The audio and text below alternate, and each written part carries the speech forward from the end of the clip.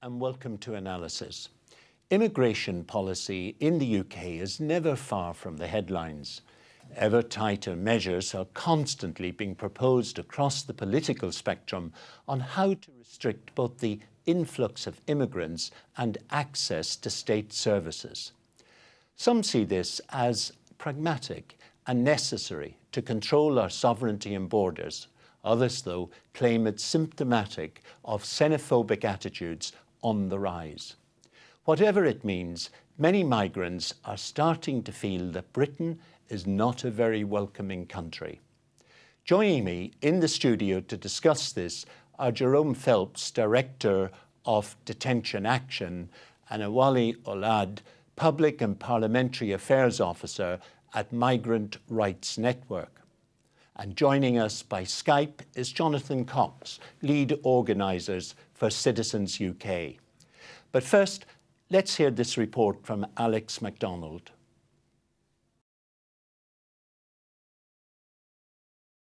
The entry of migrants into the country has been top of the agenda in the UK for some time now. A majority of the British public say it is their top concern and want net immigration reduced. The apparently warrantless anxiety over the possibility of Bulgarian and Romanian migrants flocking to the UK after immigration controls ended in 2014 has resulted in little change in British attitudes. Life for those trying to enter the UK can often be hard. The use of privately run detention centres has been among the most controversial aspects of the system. Last week, an 84-year-old inmate of the Harmondsworth Detention Centre in Heathrow was revealed to have died in handcuffs in the hospital.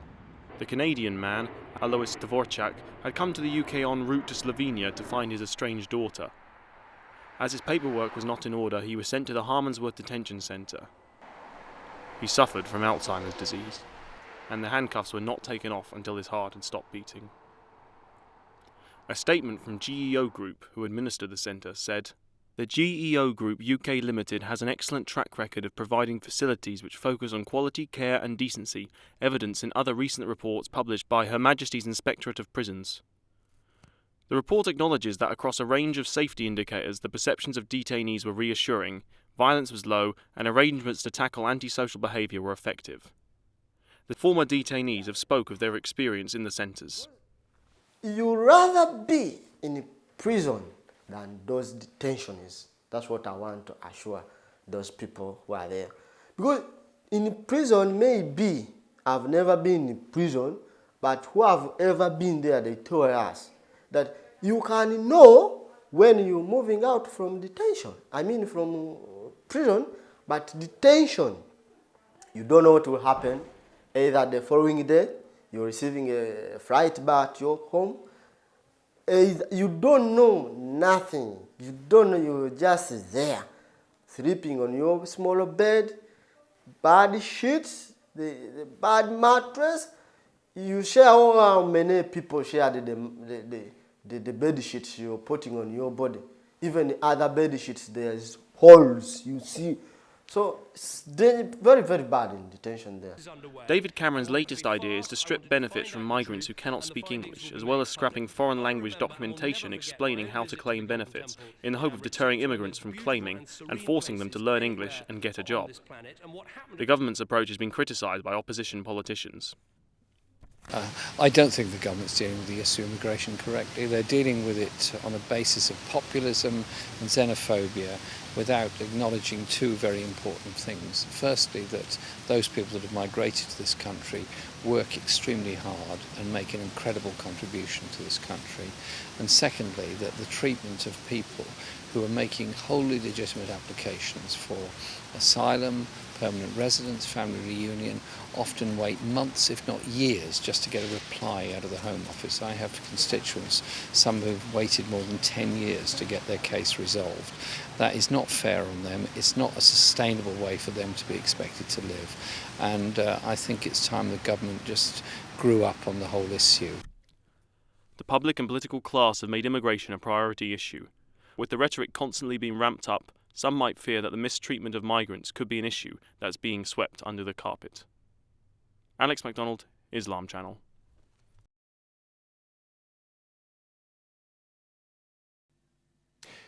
Jerome, is the UK becoming an unwelcoming place for migrants? It sometimes feels like that's what the government would like, doesn't it? I think the risk, though, is that it becomes an unpleasant place for all of us to live. I think some of the government's proposals at the moment risk turning large proportions of us into either immigration officers or people who are having to be constantly checked out for our immigration status, constantly having to prove that we have the right to be here in order to access emergency medical care, in order to rent a flat. There's a real risk that this could change the whole way we live in this country. Well, have you noticed a rise in xenophobic attitudes? Well, that's a difficult question because the attitudes are being driven by the media, for example. So if you look at Daily Mail headlines, if you look at Daily Express headlines, it's very anti-immigration, it's very anti a particular migrant. The government has also managed to exasperate that by rolling out these vans that went to highly diverse areas in London and Scotland and different parts of the UK to ask irregular migrants, or as they call illegal migrants, to leave the country, pack up your bags and go home. If you send a van into a heavily diverse ethnic area, what you're saying is you're not really aiming it at irregular migrants. You're actually saying anyone of colour, go home. You brought the distinction between those who are here legally and those who are considered illegal in the country. Do you think legal migrants like myself are beginning to feel that we are no longer welcome, that it's not a question of legality, but it's a question of where you come from, whether you feel welcome or not? Well, precisely. If you put this into context, the government, the Conservative Party's particular manifesto commitment was to reduce immigration to tens of thousands from the current couple of 100,000 a year. So ultimately, what you're going to get is you're going to get a particular policy drive to actually reduce immigration in any shape or form, whether it's EU migration, whether it's non-EU migration. The particular attack at the moment is not on non-EU migrants, but the whole, within context of the framework of the policy directive, you're looking at reducing immigration no matter what. So yes, we're all in it together, I'm afraid. Jonathan, we're all in it together. Well, yeah, we are all affected by this, and increasingly the communities that we work with, we're a slightly different type of organisation. We don't just work on immigration, we're a broad-based alliance of churches, schools, mosques, trade unions. But what brings all of those organisations together is their commitment to people at a local level. And this goes back to your question really about attitudes towards immigration, because we see something very different working itself out on the ground to the sort of the air war that you see going on in the newspapers and in characterising some of the debates in Parliament. Because in our alliances, we have many people from migrant and diaspora communities. Some arrived last week, some arrived 60 years ago, and some have come from families that have been settled in this country for centuries, as my own were descendants of Huguenots. And what they're finding is that they work together around issues of the common good and the issues that they get angry about at a local level. So we see migrants working together with people from the settled community, tackling issues like low wages, tackling issues like the state of the street, tackling issues of particularly exploitative behaviour by certain cowboy immigration firms. So what it looks like to us is that when people know each other, when they're in relationship with each other, with their neighbours, and they realise that there are many things that bind them and that are in common, then actually their attitudes towards those migrants are pretty similar to any other of their neighbours. The problem comes when you start to be very simplistic about these things and start to talk in very generalised and abstract terms about migrants, and using terms like floods, and not being able to cope and so on and so forth. And that's when attitudes really start to harden. But what is Citizens UK doing to tackle that sort of image being portrayed in the media? Well, it's a very difficult thing. I mean, had a number of attempts at this over the last 5 or 6 years. We tried some pretty direct action on the Daily Express, on the editor of Daily Express at the time, Peter Hill, who was consistently publishing negative stories about refugees. And when he went before a parliamentary committee and was asked why he published no positive ones, he said he didn't think there were any positive stories about refugees. So we took along to his headquarters in London a group of refugees with very positive stories to tell about their contribution to Britain, and he wasn't interested in meeting them. So we've done our bit to try and make that happen. It's very, very difficult. Our strategy is about trying to work on the ground to address attitudes by bringing people together from across different communities to work together around these common issues, and then to begin to do what we can to chip off the worst of the excesses at a policy level, and to make what interventions we can in the media. But it's a very, very difficult thing and very pernicious. And really, this requires very strong leadership. I think that we have to look to the politicians here. The politicians are the people who can break the cycle. What we have is a cycle of right-wing newspapers getting obsessed and overexcited about statistics and trends, and then feeding that into sensational headlines, which then make people worry at a local level. And politicians can either choose to break that cycle by challenging it, or they can choose to reinforce that cycle by saying, oh yes, they're all right, and we're going to be tougher than everybody else is, and come out with policy measure after policy measure, which ultimately, by and large, don't seem to work. And this just fuels the frustration that the public have. So some politicians have got to realise that they've got to stand up and actually be truthful with the public about the degree to which they can control Jonathan, I want to bring Jerome in here, because, Jerome, you were in Parliament this morning, and Jonathan was telling us the politician can either break that cycle or, in fact, endorse it. Do you find your message is receptive to the MPs that you speak with? To some of them, certainly. I think it's important to recognise that there's a minority of politicians who have really principled interest in this, who are concerned about the migrants who live in their constituencies, or who simply are committed to issues of human rights. And working on detention, lobbying for detention reform, we're working closely with politicians from all the main parties who are concerned about the way that the Home Office, the former UK border agency, has become this sort of off-the-leash agency acting with very little accountability to Parliament or the people. So yes, I mean, I think there's real energy within some people in Parliament. And Awale, do you find that you get inquiries sometimes either from the media or from parliamentarians on these issues? People, as Jerome was saying, who are concerned about the situation and want to be better informed. Absolutely. At the Migrant Rights Network, well, my particular job is to coordinate the work of the All-Party Parliamentary Group on Migration, which was set up a few years ago to actually try and instigate or build a cross-party consensus on immigration in a well-evidenced, well thought out way, and that's how we try and engage with policymakers. There is a group of parliamentarians out there that actually do have a sensible and informed position on immigration. And do you find this is cross-party? It is very cross-party, yes, absolutely. The difficulty is with the Conservatives, they've got this arbitrary figure, and the whole debate has always come down to numbers. The public opinion, sadly, is about trying to reduce numbers. There's this kind of there's this idea out there. There's too many people coming in.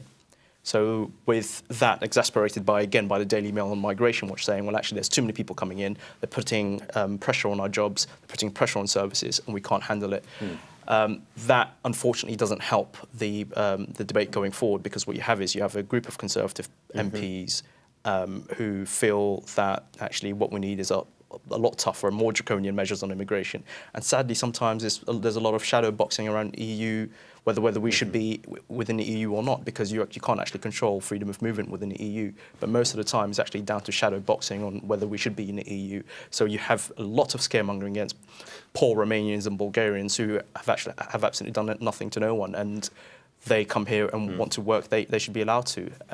We should absolutely honour the principles of the EU if we want to remain in it. Jonathan, how much do you think members of parliament are led by their constituency or led by the media, and how much do they do the leading? Are they making enough effort actually to challenge what may be xenophobic attitudes or what may be attitudes of genuine concern, people sensing they're losing their own identity or whatever? Do you see much evidence of either way, people acting to change attitudes? Well, I think it's important to distinguish between attitudes that are downright xenophobic and those that just have concern around immigration. I don't think they are necessarily the same thing. I think you can have concerns about migration and not necessarily base that on xenophobic means. I mean, I've been following this debate for about 10 years. About 10 years ago, I was the Parliamentary Officer for the Refugee Council, and I then worked for the Independent Asylum Commission, and we did a lot of cutting-edge research at the time into public attitudes, and we talked to a lot of MPs, and we did private evidence-gathering sessions from 4 former Home Secretaries. And what was really interesting about that was you had people holding very powerful cabinet positions essentially expressing their powerlessness to be able to do about this, and basically saying whatever their particular principles about this issue, that they felt that they just, ultimately they are MPs, they are democratically accountable, and they need to get elected. And the sense was from the polling and from the newspaper pressure that the forces there were too strong for them to be able to show too much leadership from a position of power. And that to be able to do that, they feared that they may well lose their seats or that their party would be thrown out of government afterwards. So they felt that they had a real issue there, and I still think that's the dominant mode that most politicians Jonathan, are organisations doing that represent migrants or represent people who are in detention centres or whatever? Are these organisations doing enough to change the public perception on immigration? Well, they're doing loads, but there's not enough of them, and they're not powerful enough. I mean, one of the things we have to look at here is one of the reasons why it's so easy for politicians to go along with this is that basically migrants and people from diaspora communities are an easy whipping boy. They don't vote a lot of the time. Sometimes they're not entitled to vote. They're not a popular group. They're not necessarily a united group. There was some interesting polling out which shows that actually the hardest attitudes towards recently arrived migrants often come from the migrants who've come just beforehand. So part of what we're trying to do at Citizens UK is build some kind of solidarity. Until people who hold liberal attitudes on immigration are able to unite with those who might have more of a social justice or humanitarian concern in faith organisations, are able to get together with the growing diaspora community in this country and able to come together around some common issues, well, then we'd really be talking. Because then you'd start to have a powerful alliance of people who do vote, a lot of young people in the population who are going to be around for a while. And if they organise and get their act together, can apply pressure and get politicians to change things. And that was our experience at the last election in 2010, where we were able to make some significant changes around the issue of the detention of children and around those politicians and their commitment to sanctuary. And we're now looking forward to 2015 to focus on issues of Jonathan, Jerome, Awale wants to... I mean, I absolutely endorse everything Jonathan said, but the problem is we've got a guy called Linton Crosby in number 10 Downing Street.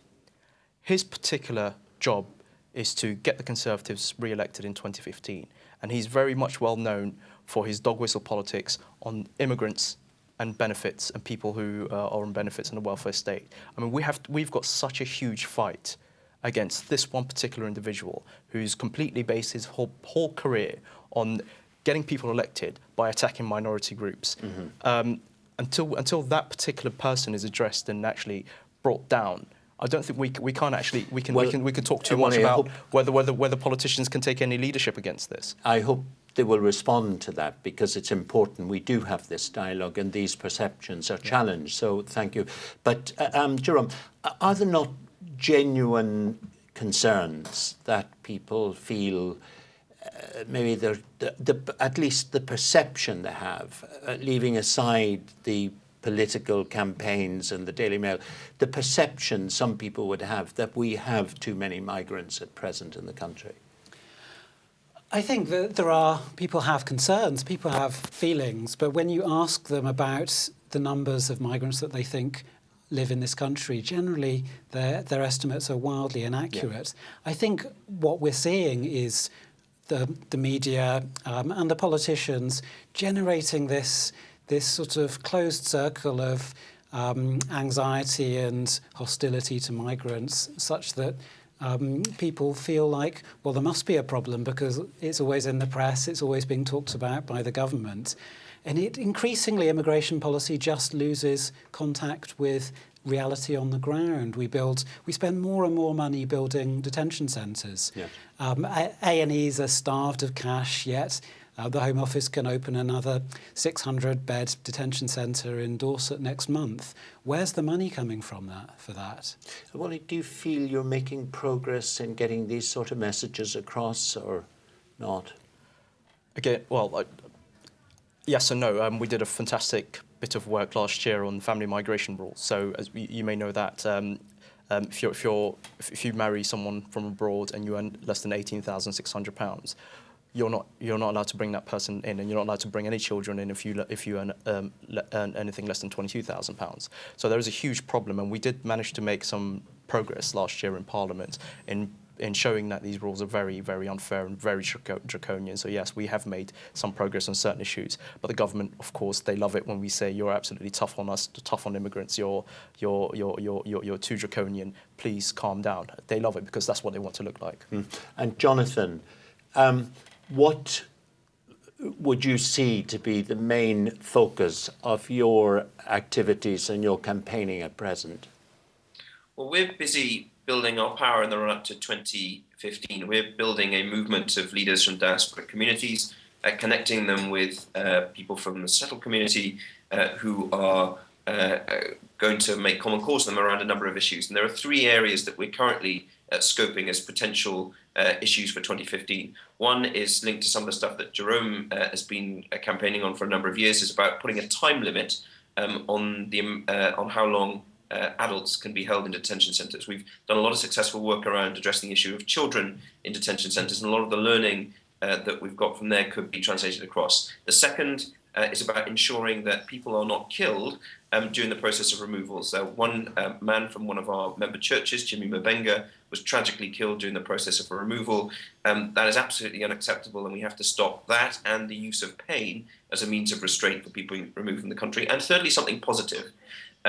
We need to really be thinking as a country about what our commitment to sanctuary means. It has to mean remaining open to those who arrive spontaneously seeking refuge, but it also means that we intentionally need to start ramping up the numbers of people that we resettle here from the most vulnerable groups in refugee camps in places like Syria, Democratic Republic of Congo, and so on. So what we'll be looking for, the Conservative Party likes targets. We're asking them to look at a target themselves of ramping up the numbers of people that they resettle in the UK in the years after 2015. Well, I'm afraid that's all we have time for in this half, but do join us in the second part after the break, when we'll be looking at the role of detention centres and other issues relating to this question. Thank you so much. That was really...